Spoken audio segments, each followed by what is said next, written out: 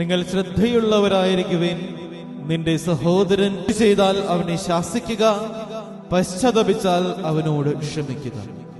ദിവസത്തിൽ 7 പ്രാവശ്യം അവൻ നിനക്കെതിരായി പാപം ചെയ്യുകയും 7 പ്രാവശ്യം തിരിച്ചു വന്ന് ഞാൻ പശ്ചാത്തപിക്കുന്നു എന്ന് ഏറ്റുപറയുകയും ചെയ്താൽ നീ അവനോട് ക്ഷമിക്കണം. ഈശോനാഥൻ തന്റെ ശിഷ്യന്മാരോട് ഈ ഒരു കാര്യം, ഈ ക്ഷമയുടെ ഒരു കാര്യം പറയുമ്പോൾ, അപ്പോൾ അപ്പസ്തോലന്മാർ കർത്താവിനോട് പറഞ്ഞു, ഞങ്ങളുടെ വിശ്വാസം വർദ്ധിപ്പിക്കണമേ. കാരണം മറ്റൊന്നുമല്ല, വിശ്വാസമില്ലാത്ത ഒരു മനുഷ്യന് തന്നെ ദ്രോഹിക്കുന്നവനോട് ക്ഷമിക്കുവാനായിട്ട് കഴിയുകയില്ല.